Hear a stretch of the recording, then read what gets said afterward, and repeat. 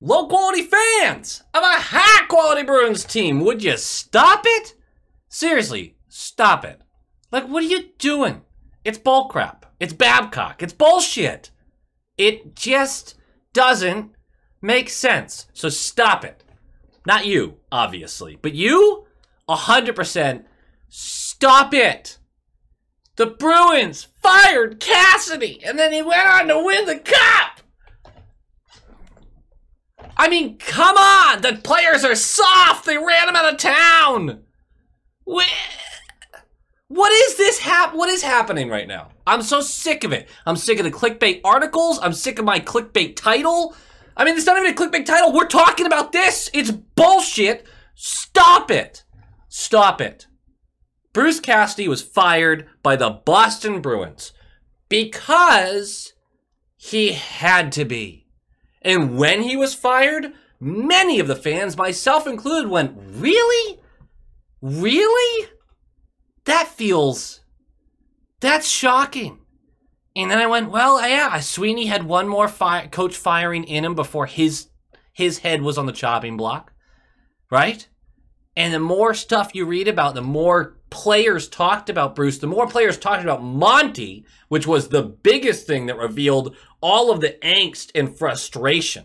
Some of the things that players like Carlo, who was very vocal in the locker room, that's very well documented at this point, some of the things that he said about Monty were directly correlated with what he didn't like about Cassidy. And you got that from everybody. You got that from DeBrusk. You got it from Krejci. You got it up and down the lineup. Cassidy was fired because the players, yes, the players, weren't responding to him anymore. And that's a realistic thing. Cassidy was a coach for 6 years here in Boston. That's a long time. You want to say Cassidy's a great coach? Absolutely. You want to say he's a better coach than Monty? Not going to argue with you. You want to say that he would have done more with this roster this year than Monty did? If we're talking playoffs, I'm not going to argue with you. I'm really not. That's not the point of this. The point is there seems to be this rewriting of how this all went down, and now everyone's feeling self-righteous about how it was the players' fault. Here's where that all falls apart. Cassidy doesn't get this roster. He doesn't. DeBrusk doesn't return. That's pretty well documented at this point. Krejci, this is speculation, but again, there is a lot of smoke for there not to be fire for Krejci kind of wanting Cassidy gone before he comes back. And then, this is total speculation, but there has been talk about Bergeron, without Krejci, without DeBrusk, probably wasn't coming back for another year either. Carlo, frustrated with Cassidy. There are various other members of the team that had little slights throughout the year. I think he still gets most of that roster.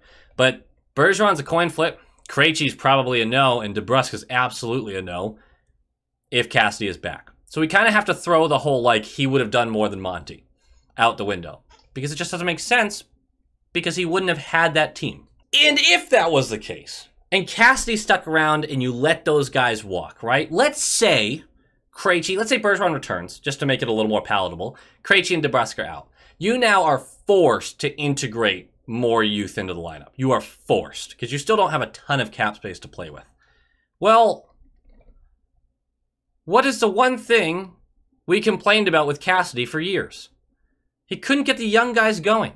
So even if those guys don't return, and your management, you still fire Cassidy because you go, we need someone who can integrate youth and still make this a competitive team, something Cassidy had failed at for years with this team. I mean, this is all just well documented at this point. So you still have another asterisk on the whole, like, all right, well, even if he didn't get these players, you would still keep him because he's a good coach. A good coach who might not be great at getting young players to be impactful in the NHL. There's some truth to that. And honestly, my biggest point of all of this is simply, have you ever had a boss that was directly above you for 6 years? I know a lot of you have. A lot of you have had a boss directly above you for 1.5 years and you wanted to find the guy's house and throttle him. I get you. Although, for legal reasons, I must say that I've never wanted to do that. the message goes stale. That's just how it works. This isn't about Cassidy being, like, this isn't me dumping on Cassidy. I am so genuinely happy for him and him alone with this Vegas championship. I really, really am. But this whole narrative that the players are soft and push Cassidy out is bullshit. It's just false. You got 20-something grown-ass men all trying to work together. And you've got the guy who's steering the ship using the same message for 6 years. Eventually it goes stale, it goes stagnant, which is really what we saw in 2022. You could argue we saw it in 2021 as well. The team wasn't responding to him anymore. That's not about being soft. That's not about getting their feelings hurt or anything along those lines. It's a simple, we don't have a lot of faith in this guy anymore. He just keeps going off with the same message, and it's not working. They came one game away in 2019. One game away. And then they couldn't replicate it. They couldn't. It's not from lack of trying. It's not because the players were soft. Nothing like that. They simply just ran out of patience for his message.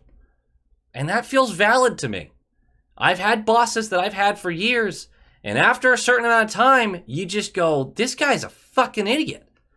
Every flaw you're able to pick out at a certain point, and you just can't stand it anymore, unless it's a really, really good boss. That's just real life. If you want to treat these guys like they're numbers, then it makes all the sense in the world to be like, guys are soft, Cassidy was the solution that we pushed out of town. But they're human beings who have to mentally prepare for work every day, just like anybody else. And you have to listen to the same voice every day for 8 months out of the year. And it's saying the same thing every day. I'm just saying, guys, the whole narrative, it's complete bullshit.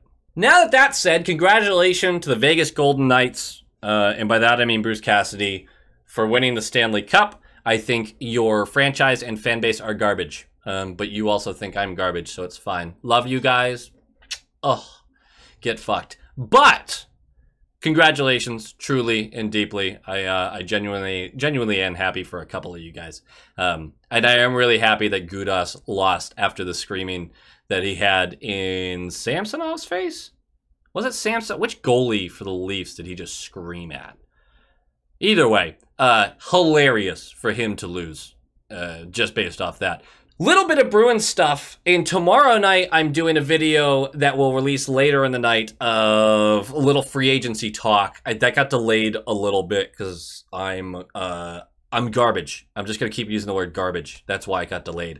But I want to talk about something real quick. Offer sheets have never been a fear of mine until this year, and we should be terrified. The Boston Bruins have no cap space. None. And tomorrow night, I'm going to go over how we can create some cap space and bring in some players that basically keep this team competitive, even with Bergeron and Krejci gone.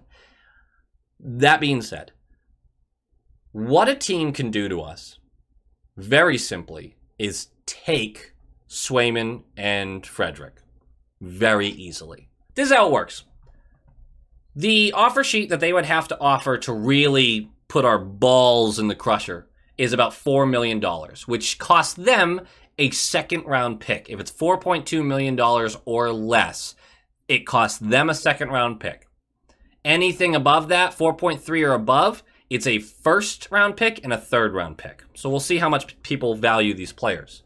Who are your big candidates for this? You know who they are. Trent Frederick, which 4.2 is a massive overpayment, and Swayman, which is not an overpayment.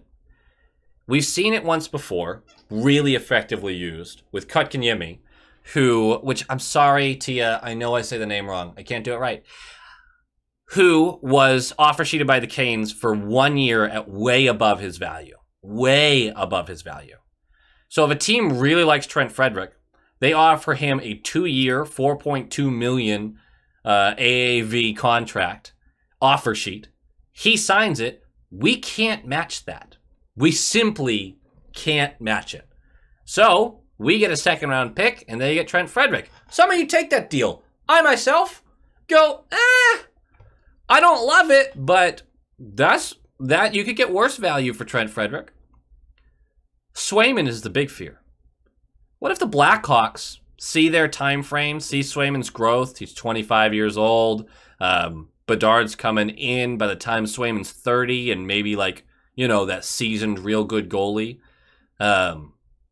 Maybe they look at that and just go, let's just offer him a 2-year, $5 million contract. We give up a first and a third to the Bruins, and off we go. I don't think they will, because that first is probably a lot more valuable to the Blackhawks than a first would be to, say, I don't know, the Islanders, who are a little farther back.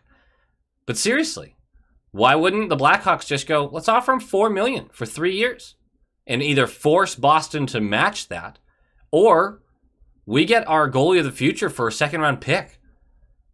That seems like a no-brainer to me. And I think there's a real possibility that we see at least one offer sheet thrown our way. And I think it's Swayman. And I think it's going to be really hard to match it. So I think it's easier to keep Ullmark for obvious reasons. And I think they're going to have to make a decision the more I put actual thought into this. It's a big old fear. Something that we're going to talk about in the Short Shift Pod tonight. I'm terrified. That's all I have to say. This video is a little random. I just got really annoyed by the Cassidy stuff. And I think I'm going to also talk about offer sheets.